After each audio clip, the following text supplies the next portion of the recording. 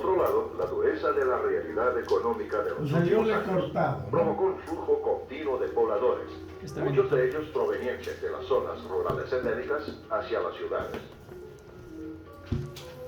En estas ciudades, si bien la transmisión por medio de la picadura del insecto es relativamente rara, existe hoy un riesgo creciente de contraer la infección por transfusión de sangre infectada. Eso era antes del control. Las estadísticas revelan que hoy, por ejemplo en Buenos Aires, 1 de cada 50 donadores de sangre es seropositivo con respecto a Chagas.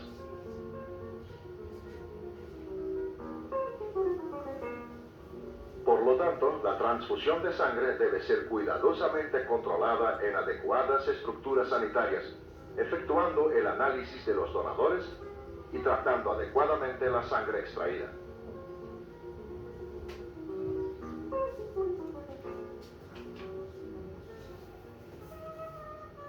La enfermedad de Chagas existe en forma endémica solamente en Latinoamérica, si bien ya se han señalado casos de transmisión por sangre infectada en algunos hospitales de los Estados Unidos y del Canadá. Los datos más recientes de la Organización Mundial de la Salud revelan que de 16 a 18 millones de personas están infectadas. Otros 90 millones de personas se encuentran bajo riesgo de contraer la enfermedad, dado que viven en condiciones de pobreza en las zonas endémicas. Cifras basadas en estudios serológicos sugieren que podría haber hasta unos 500.000 nuevos infectados por año, prevalentemente niños de corta edad.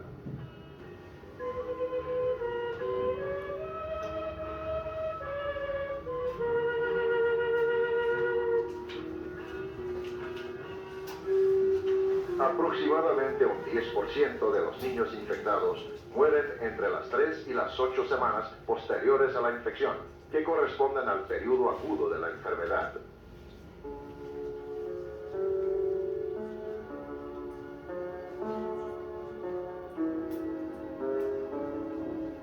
Uno de los síntomas más característicos de este periodo, y que se presenta cuando los parásitos penetraron probablemente por la mucosa del ojo, es el síndrome de Romaña, que aquí estamos observando en una niña argentina.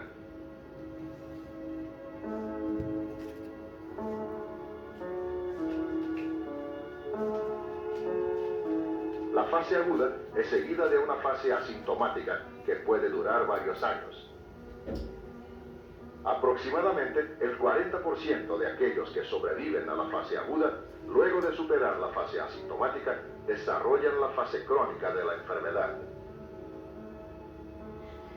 En esta fase, incluso hasta 20 años después de contraer la enfermedad, se pueden desarrollar síntomas de daños irreversibles al corazón y otros órganos internos, fundamentalmente del sistema digestivo. En el caso de afección al corazón, este tiende a aumentar de tamaño y el latido se vuelve irregular, como consecuencia de los daños producidos al músculo cardíaco y al delicado sistema de nervios que lo gobiernan. El organismo sufre un progresivo debilitamiento, provocando a menudo la incapacidad laboral de los afectados.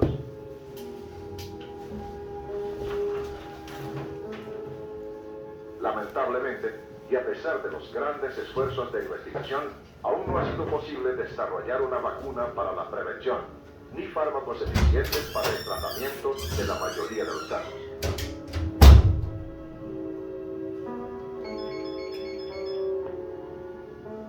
Por tal motivo, actualmente la lucha contra la enfermedad de Chagas se basa casi enteramente en la interrupción de la transmisión a través del control de los insectos vectores.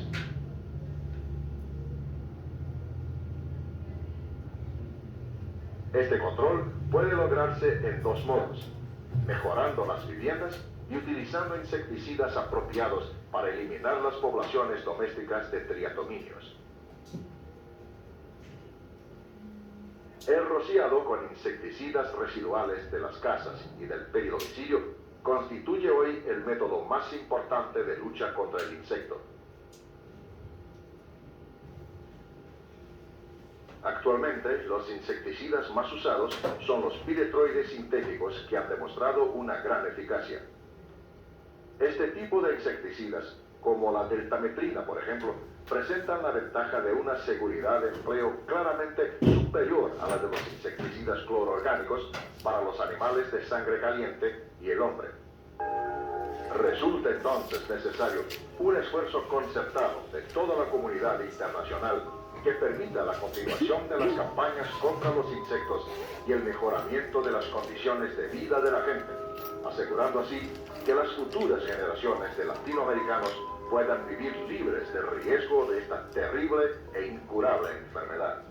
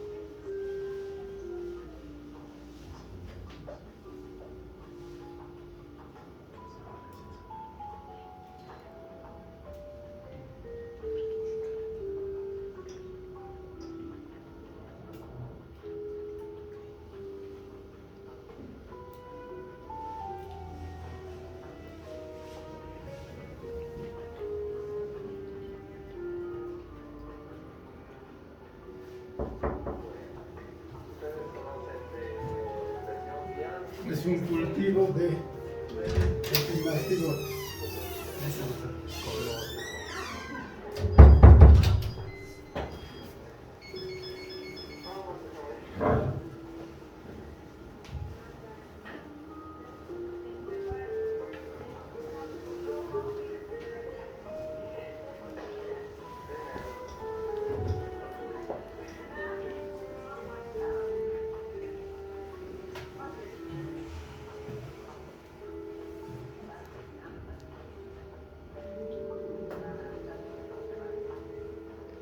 ¿Quién está ganando?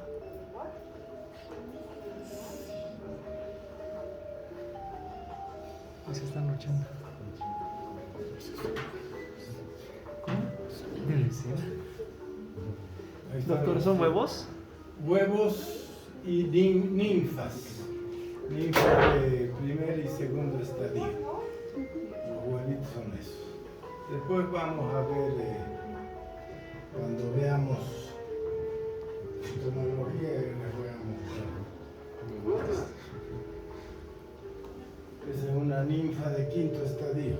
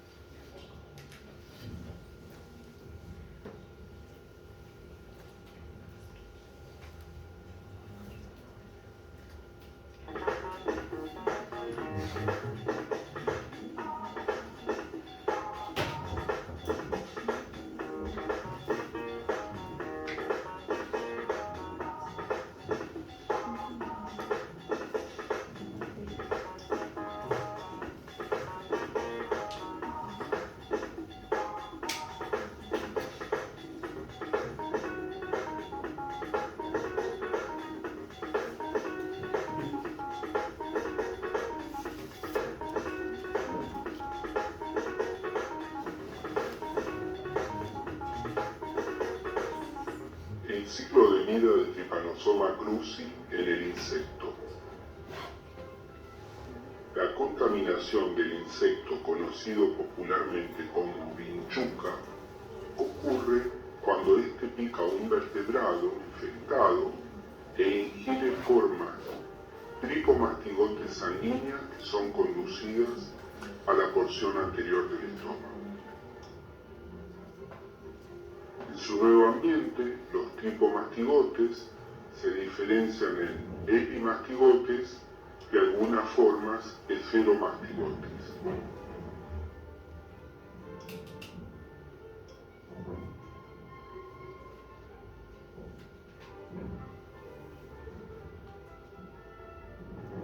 Luego las formas epimastigotes llegan al intestino, donde se multiplican por división binaria y se adhieren a las membranas perimicrobiales secretadas por las células intestinales.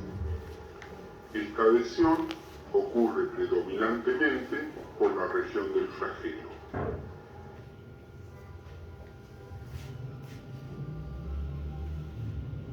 Luego, los epimastigotes se sueltan y se mueven a una región específica del insecto, el recto. En la región posterior del tubo digestivo, los epimastigotes se diferencian en tripomastigotes metacíclicos. Estos adhieren al epitelio del recto y al saco rectal del insecto. Cuando se sueltan del epitelio, pueden ser eliminados junto con la orina o las heces luego de que el insecto se alimente.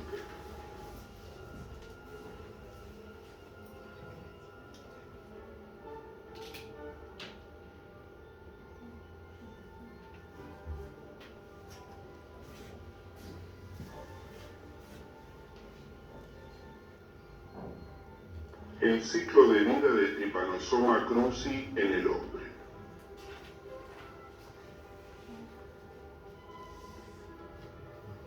La contaminación del huésped vertebrado ocurre cuando un triatomino infectado defeca sobre la piel luego de alimentarse de sangre. En las heces del insecto se encuentran las formas infectivas de Trypanosoma cruzi que se denominan tripomastigotes metacíclicos. Estas formas presentan gran movilidad y pueden penetrar en el organismo por escoriaciones o lesiones en la piel o por las mucosas y llegar a la corriente sanguínea. El tripanosoma puede infectar diferentes tipos celulares como macrófagos, células musculares, células epiteliales o neuronas. En este ejemplo vemos un tripomastigote adherido a la membrana de un macrófago, iniciando el proceso de internalización vía fagocitosis. En esta zona ocurre el reclutamiento de lisosomas que se funden a la vacuola parasitófora en formación.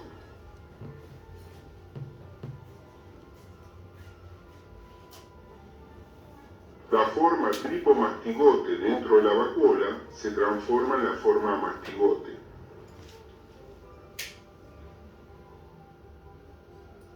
Esta forma lisa la membrana de la vacuola y en el citoplasma de la célula se multiplica por divisiones binarias sucesivas.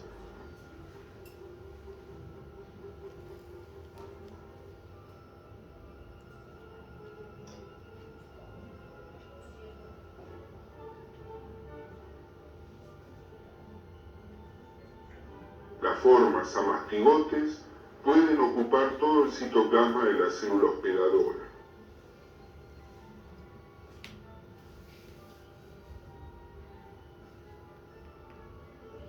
Luego, las formas amastigotes inician su diferenciación a tripomastigotes que muestran un movimiento constante e intenso.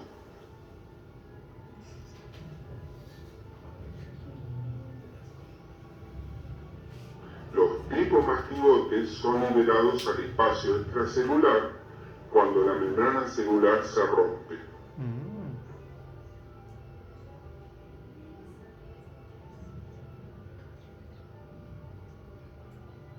parásitos liberados infectarán nuevas células.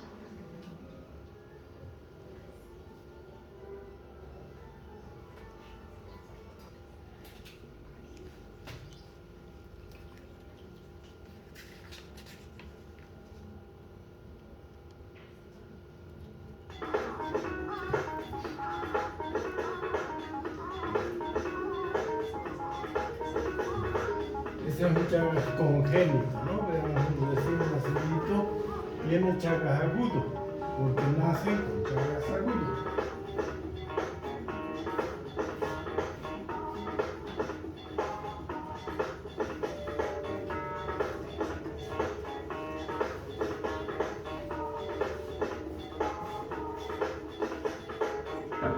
Tiene edema, insuficiencia respiratoria, hepatosplenomegalia, edema generalizado y alteraciones de la conciencia.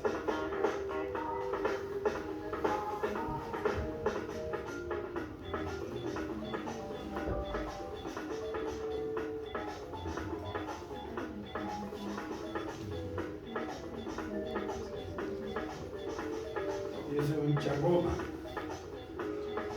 Chagoma de inoculación se llama signo de Romaña. Igual, un ojito está cerrado, ¿no ve? Y el otro normal, no es que está agrandado el uno y el otro.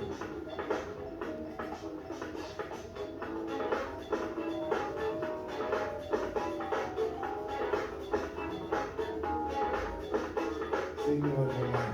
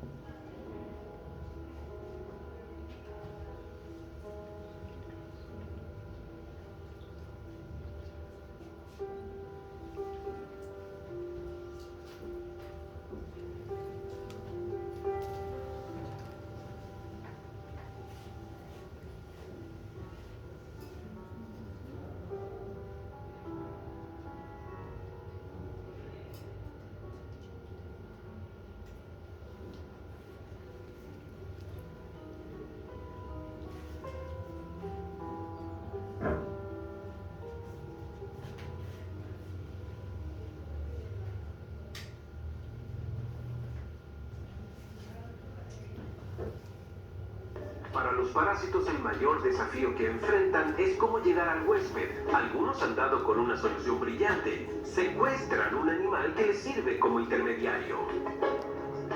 Para estos parásitos, secuestrar un intermediario, sea